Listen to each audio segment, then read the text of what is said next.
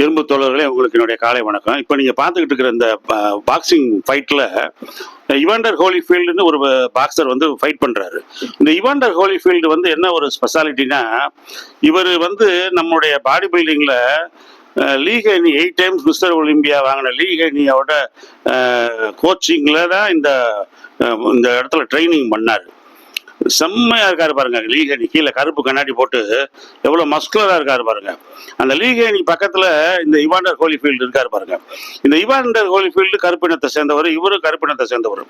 இந்த இவாண்டர் ஹோலிஃபீல்டு யாரோட மோதுறாருன்னா, Mike Tyson. ஒரு டைம்ல வந்து அயன் மைக் டைசன் நாங்க iron Mike Tyson iron Mike டைசனை வந்து யாருமே ஜெயிக்க முடியல. காரணம், ஃபர்ஸ்ட் ரவுண்டு செகண்ட் ரவுண்டு 2 நிமிஷம் 3 நிமிஷம், ரொம்ப படம் 4 நிமிஷத்துல எந்த பெரிய எதிரியும் நாக் அவுட் பண்ணிட்டு இருந்தாரு மைக் டைசன். அவரை ஜெயிக்கவே முடியல. அந்த மாதிரி சூழ்நிலையில இந்த மைக் டைசனுக்கு வந்து தோல்வியை கொடுத்தவர் இந்த இவாண்டர் ஹோலிஃபீல்டு.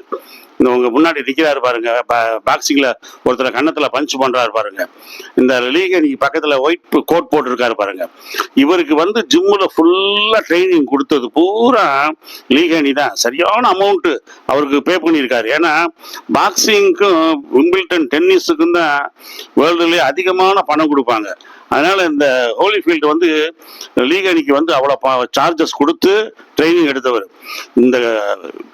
இந்த ஹோலிஃபீல்டு கொடுத்த ஒரு பஞ்சு மைக் டைசனை மயக்கப்பட்டு விழுகிற அளவுக்கு ஆக்கிருச்சு. காரணம், அந்த அளவுக்கு ஜிம்ல அவருக்கு ட்ரைனிங் கொடுத்தவர் நம்ம லீஹேனி. பாருங்க, மயக்கப்பட்டே விழுந்துட்டாரு மைக் டைசன். கடைசியில் இவருடைய காதெல்லாம் கடிச்சு ஃபால்ட் பண்ணி விட்டாரு. ஆனாலும் வெற்றி பெற்ற இந்த ஹோலிஃபீல்டு வந்து லீஹேனிட்ட ட்ரைனிங் எடுத்தவர்.